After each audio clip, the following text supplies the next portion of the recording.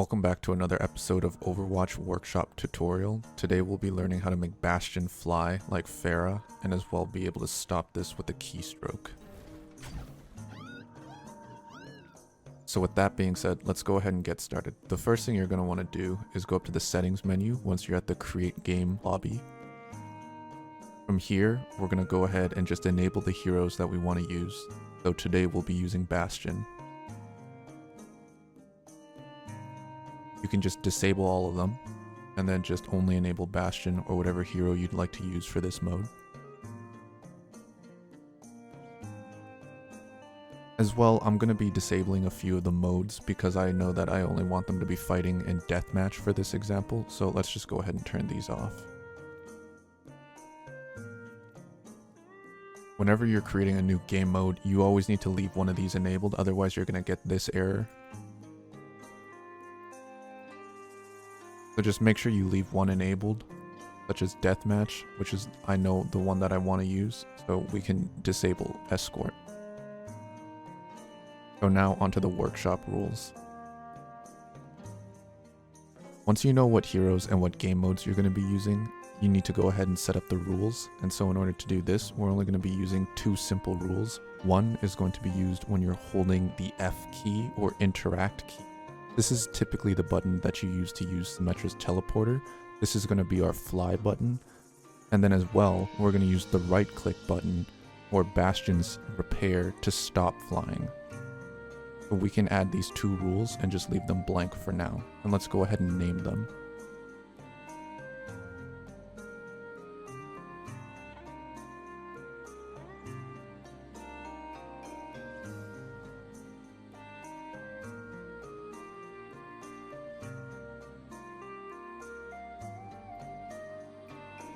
For the first rule, we know that we want it to activate as soon as we start using the activation key. So in order to do this, we're going to set this to ongoing each player.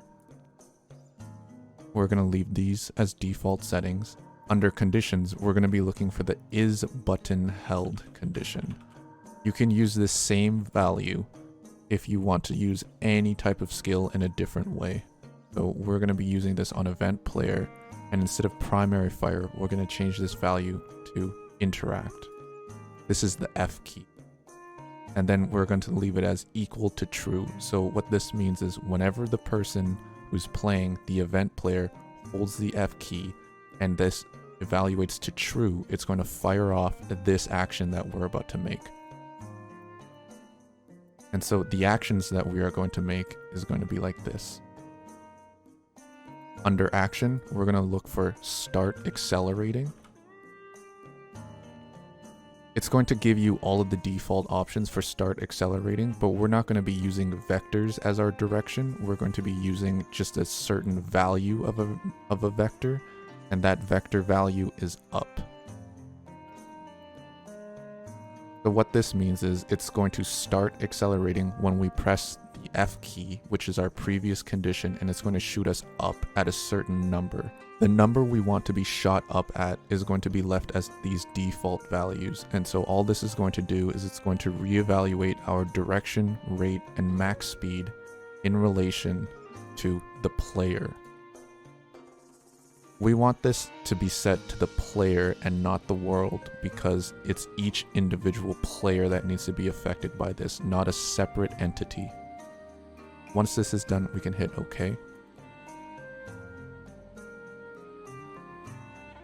The next thing we're going to add is a wait command. And this will make more sense in a little bit.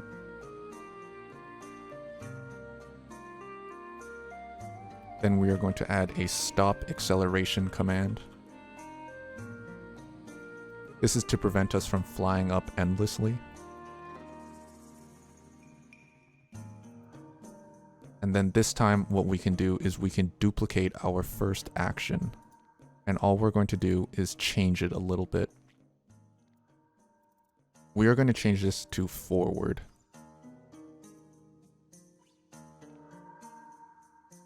And as well, we're going to change the value of which it's moving us from the max speed of 20 up to 60.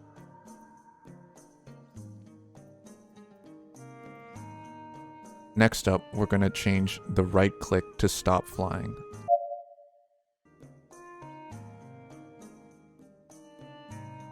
So in order to do this, all you need to do is button held. Change the button to right click or secondary fire. And the only action this is going to do is stop accelerating. And hit OK. So just to explain the coding once more, we are going to affect each player in an ongoing event and variable whenever they press the is button held event here, which is the interact key. If this is true, then these actions will all fire. So the actions that are going to fire is start accelerating. This is going to shoot you up in the air. And remember, we don't want to fly forever. We only want to fly while you're holding the F key, which is why this wait and stop accelerating event is also here. So this will stop you from flying endlessly straight up. If you don't have wait and stop accelerating, your character will just keep going up and up and up. As well, this start accelerating forward is going to move your character forward, and you'll see as well that once we start flying, Bastion is going to keep moving forward, which is something that I noticed that people wanted and liked, is to have a moving Bastion. So as you can see with just these two rules, this is what it looks like when we play the game. Now that you're in the game, you can run around like normal, and once you go into turret mode, you can press the F key to fly. And whenever you press the F key, you'll notice you'll start flying again. As well, your character will move in the direction that you are pointed at. And when you want to stop flying, you can just hold the right mouse button or just press it once, and you'll be back on the ground like normal.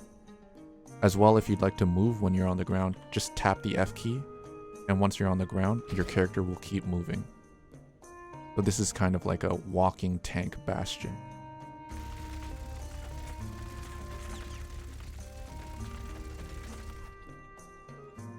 I hope you learned something from this video, and I also hope that maybe if you'd like to add on to this mode or change anything to suit your own needs, that by all means you go ahead and do that.